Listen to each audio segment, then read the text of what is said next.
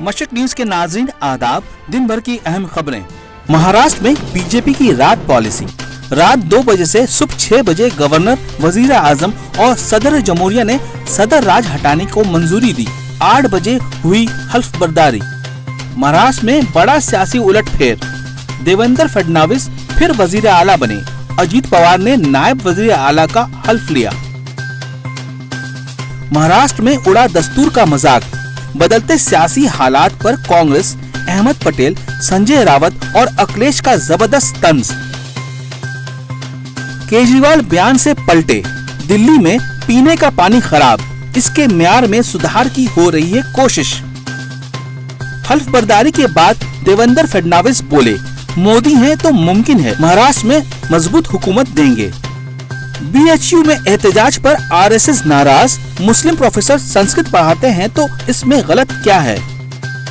झारखंड में बीजेपी सदर जेपी नड्डा की रैली से पहले नक्सली हमला, 4 जवान शहीद, कई जख्मी।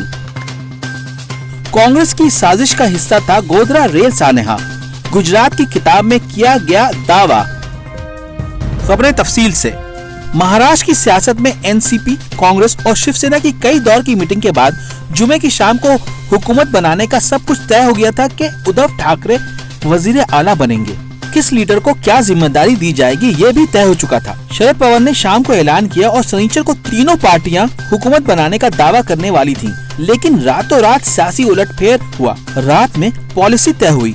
अजीत पवार और सुबह एक बड़े सियासी उथल पुथल का नजारा देखने को मिला जब गवर्नर होशियार सिंह कोश्यारी ने बीजेपी के देवेंद्र फडणवीस को वजीर आला और एनसीपी के अजीत पवार को नायब वजीर आला के ओहदों का हल्फ दिलाया। न्यूज रूम में भी ऐसा ही था कि आज इत्तेहाद की हुकूमत का दावा पेश किया जाएगा कि 8 बजे सुबह खबर आई कि देवेंद्र फडणवीस वजीर आला का हल्फ लेने जा रहे हैं। पहले महसूस हुआ कि गलत खबर आ रही है, लेकिन अचानक फडणवीस के हल्फ लेने की खबर आने लगी। हल्फ बर्दारी के बाद वजीर आला देवेंद्र फडणवीस ने कहा कि नेता आदरणीय मोदी जी और हमारे राष्ट्रीय अध्यक्ष अमित भाई शाह जी, हमारे कार्याध्यक्ष नड्डा जी, इन सभी का बहुत बहुत आभार व्यक्त करता हूं कि उन्होंने फिर एक बार महाराष्ट्र के मुख्यमंत्री के रूप में मुझे सेवा करने का मौका दिया। मूल रूप से महाराष्ट्र की जनता ने एक बहुत स्पष्ट जनादेश दिया था, किंतु उस जनादेश को नकारते हुए हमारे साथ लड़ी शिवसेना पार्टी ने हमारे साथ गठबंधन करने की जगह दूसरी ओर गठबंधन करने का प्रयास शुरू किया और जिसके चलते महाराष्ट्र में राष्ट्रपति शासन लागू हुआ। और महाराष्ट्र में कितना समय राष्ट्रपति शासन लागू हो, महाराष्ट्र जैसे एक अगड़े राज्य को ये शोभा भी नहीं देता। और इसके चलते महाराष्ट्र को एक स्थिर शासन देने की आवश्यकता थी। कोई खिचड़ी शासन नहीं जहाँ पर 3 ऐसी पार्टियाँ साथ में आ जाए और कोई सरकार बना दे जो चल भी ना पाए।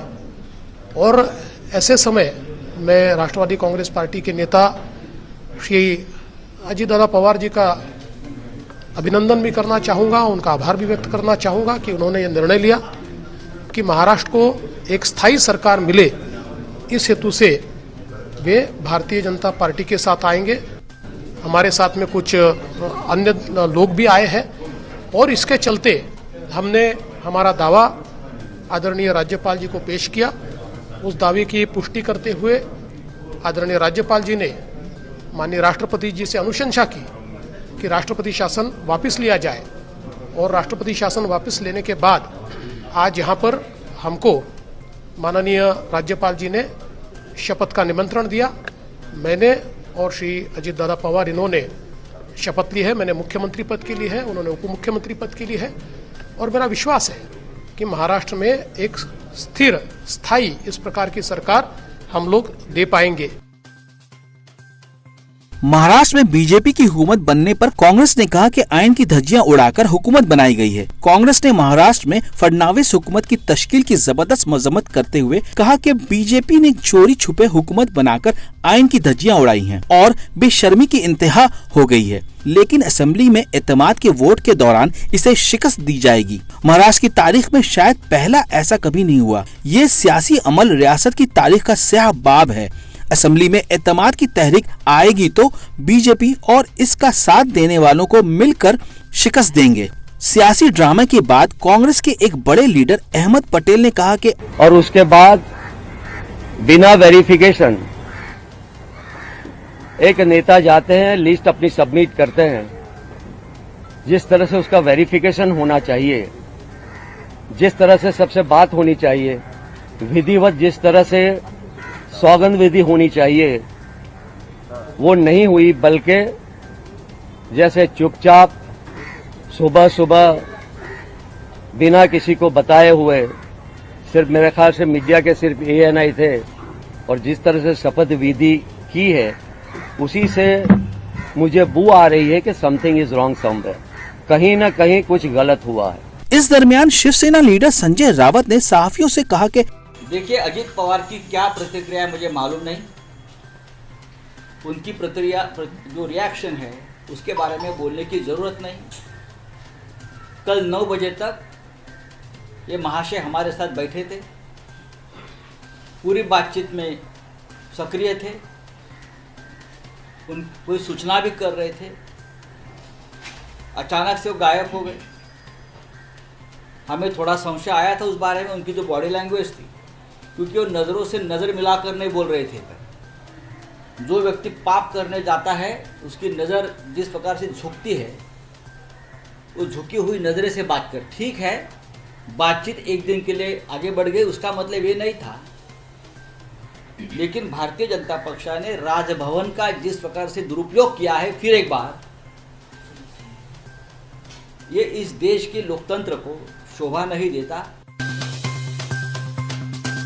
एनसीपी और शिवसेना की एक मुश्तरका प्रेस कॉन्फ्रेंस से खिताब करके शरद पवार ने दावा किया है कि महाविकास अघाड़ी के पास 170 असेंबली अराकीन हैं और बीजेपी के साथ जाना अजीत पवार का जाती फैसला है। पार्टी की डिसिप्लिन कमेटी के जरिए इनके खिलाफ कार्रवाई की जाएगी। जबकि शिवसेना सदर उद्धव ठाकरे ने बीजेपी की लीडरशिप को निशाना बनाते हुए कहा कि जो कुछ रातों रात हुआ वो अफसोसनाक है और पूरा मुल्क इस तमाशा को देख रहा है। शरद पवार ने कहा कि राजभवन में 10-11 अराकीन ने हल्फ बर्दारी की तकरीब में हिस्सा लिया, जबकि इनमें 2 से 3 लोग वापस आ गए हैं। अजीत पवार ने जो फैसला लिया है वो अफसोसनाक है, सर्जिकल स्ट्राइक की गई है।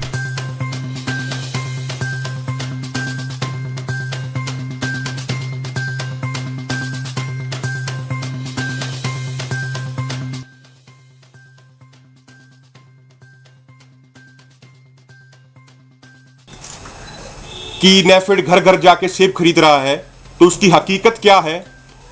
कि भारतवर्ष में सबसे ज्यादा शोषित, पीड़ित, दुखी और प्रताड़ित अगर किसान कहीं का है तो वो केवल जम्मू और कश्मीर का है। भारत के किसी भी हिस्से में, किसी भी प्रांत में ऐसा नहीं होता है कि अगर किसान को लोन लेना है तो सरकारी कर्मचारी गारंटी देंगे। उसकी लैंड उसकी गारंटी होती है। अगर वो KCC का लोन लेता है या कोई भी लोन लेता है तो उसका बगीचा होगा, बाग होगा, वो उसकी गारंटी मानी जाती है। जम्मू कश्मीर में 2 सरकारी कर्मचारी जब तक गारंटी नहीं देंगे उसको लोन नहीं मिलेगा। ये बड़ा आश्चर्य हुआ हमको जब हमने 2 बार में जम्मू कश्मीर आ चुका किसानों के सिलसिले में। काफ़ी अभी 3-4 दिन से हम लगातार स्टडी भी कर रहे हैं। फिर एक कानून हम मालूम पड़ा कि ट्रैक्टर ट्राली सड़क पर नहीं आ सकती, उस पर फाइन लग जाता है। भाई ट्राली में बीज जाता है, ट्राली में फल सेव आते हैं, ट्राली में लेबर जाता है, ट्राली में खाद बीज जाता है। ट्राली सड़क पर नहीं आएगी तो क्या मर्सरी सड़क पर आएगी? ये भी यहाँ अजीब सा कानून है। तो यहाँ कई कानून मैंने देखे कि बहुत अजीब अजीब से यहाँ पर कानून है।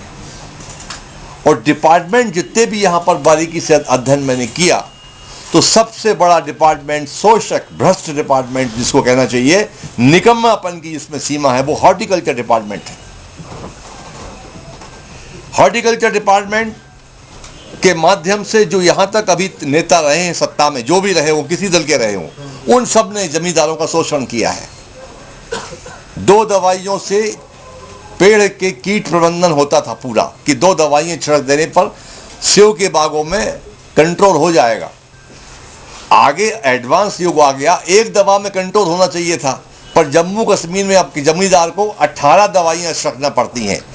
और 18 दवाइयों के बाद भी वो पेड़ का महफूज नहीं रह पाता है।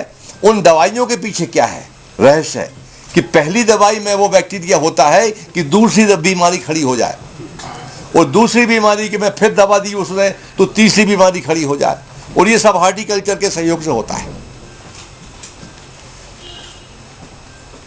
ये सारी चीजें मैंने यह स्टडी की है। 1965 से यह लैंड का प्रबंधन नहीं हुआ है।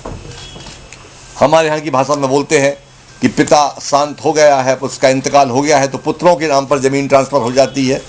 तो ये बहुत सी चीज़ें हैं, ज़मीन की नपाई नहीं हो पाई है। लैंड प्रबंधन का काम भी यहाँ बहुत ढीला है। शिक्षा का क्षेत्र में भी वैसा ही है, यानी सरकारी महकमे में जितने भी डिपार्टमेंटों में हमने हाथ डाला है, भारी भ्रष्टाचार और निकम्मा पर हमको दिखाई दिया है। यहाँ पर जम्मू कश्मीर में आमूल चूल परिवर्तन की आवश्यकता है। हॉर्टिकल्चर में निश्चित तौर से किसी एक आईएएस, वरिष्ठ आईएएस की नियुक्ति होना चाहिए जो किसानों को राहत दिलवाए। विश्वविद्यालय यहाँ पर है हॉर्टिकल्चर का, उसको भी किसानों के हित में काम करना चाहिए। अपार समस्या यहाँ पर वो है, अभी जो बर्फबारी हुई है उसका हमने देखा कि एक झाड़ को तैयार करने में 20 से 25 साल किसान को लगते हैं। आज किसान टूटा हुआ महसूस कर रहा है, बहुत ज़्यादा दुखी है यहाँ का किसान जमींदार। हम हर जगह जहाँ तक जा सकते थे वहाँ गए तो झाड़ नष्ट हो चुके हैं। एक जगह तो शायद 500 झाड़ में से 23 झाड़ ही बचे, 500 में से केवल 23 झाड़ बचे। तो एक झाड़ के पालने पोसने में जो समय लगता है, जो कितना होता है, उसकी क्या कीमत होनी चाहिए।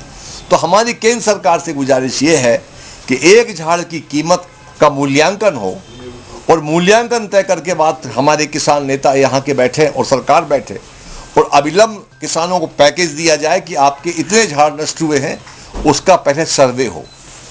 अभी तक सर्वे नहीं हो पा रहा है क्योंकि 3 डिपार्टमेंट 3 तरह की बातें कर रहे हैं। हॉर्टिकल्चर कहता है 40%, कोई कहता है 35%, कोई कहता है 20%। तो एक तो बड़ी ईमानदारी के साथ सर्वे हो, दूसरा प्रति झाड़ के हिसाब से जो नुकसानी हुई है वो तय हो, तीसरा जम्मू कश्मीर के पूरे किसानों को ऋण मुक्त किया जाए। उनकी जो केसीसी का पैसा है, जो उन्होंने लोन ले रखा है, प्राकृतिक आपदा उन पर भारी आई हुई है, आज उनको आवश्यकता है सहारा देने की, उनकी चिंता करने की आवश्यकता है। ये हमारी ऐसी गुजारिश रहेगी केंद्र सरकार से। आज की जो प्रेस कॉन्फ्रेंस हम यहाँ पे, जिसके लिए हम यहाँ पे बैठे हुए हैं, वो है जो गवर्नमेंट का बैक टू विलेज प्रोग्राम 2 है, उसको लेके हम यहाँ पे कुछ बातें रखना चाहते हैं। जैसा कि आपको सबको पता है कि ये पंचायत इलेक्शन हुए, किस तरह हुए, किन हालात में हुए, आप सब जानते हो, यहाँ के रहने वाले हो। तब जम्मू कश्मीर एक रियासत थी और आज नहीं है।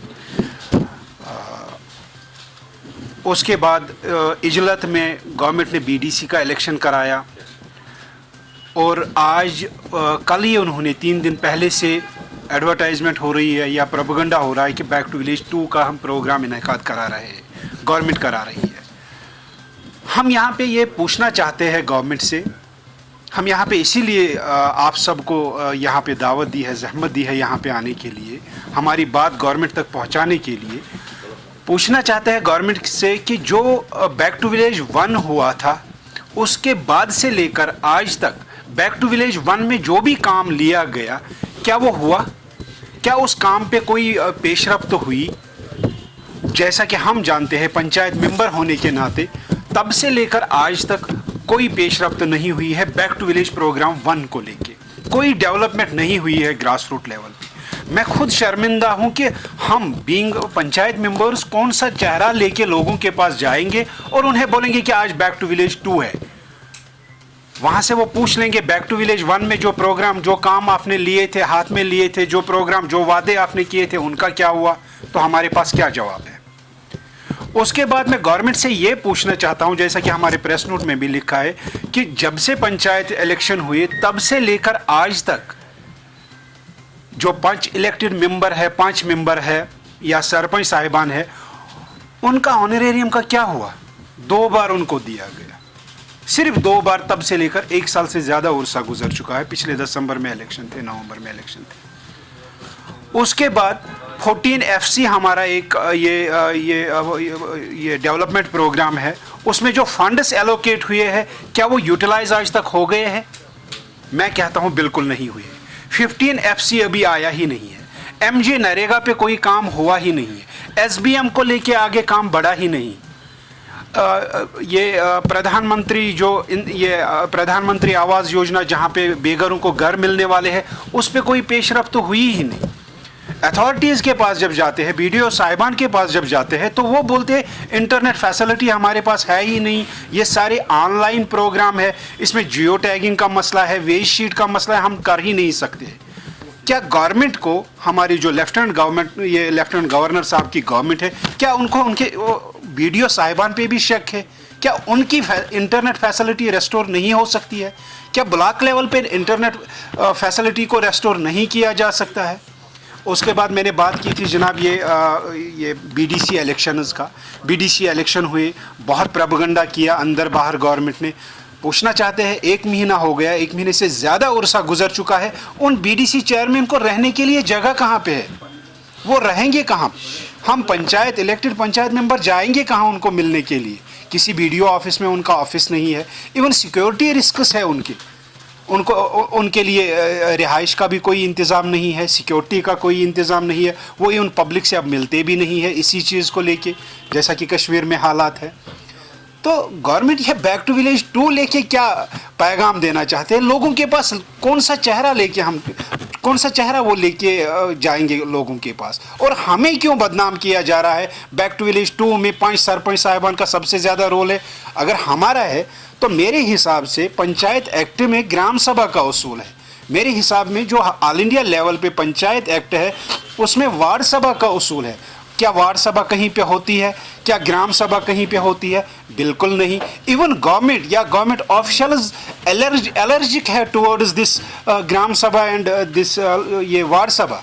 एलर्जिक इसलिए है क्योंकि वहाँ पे गवर्नमेंट ने जो भी मतलब आज तक जिस तरह हाश पाश में जो भी काम हुआ, उन पे जवाबदेही होगी। लोगों को इन्वॉल्व करना ही नहीं चाहते। और दूसरा, अब अगर हम इलेक्टेड रिप्रेजेंटेटिव हैं तो डायरेक्टली नए सिरे से बैक टू विलेज 2 में मुझे लगता है गवर्नमेंट को चाहिए उन जगह पे किया जाए जहाँ पे अभी वैकेंसीज है जो भी फुलफिल नहीं हुई। 70% से ज़्यादा गांव वो है जहाँ पे पंचायत रिप्रेजेंटेटिव है ही नहीं। तो गवर्नमेंट को जिन चीज़ों के लिए इमीडिएट ध्यान देना चाहिए वहाँ पे नहीं दिया जाता है, बल्कि हमें सिर्फ ये लॉलीपॉप या दूसरी चीज़ें दे के घुमाना चाहती है गवर्नमेंट। आज बस इतना ही। मशरिक न्यूज के नाज़रीन, शब्बा खैर।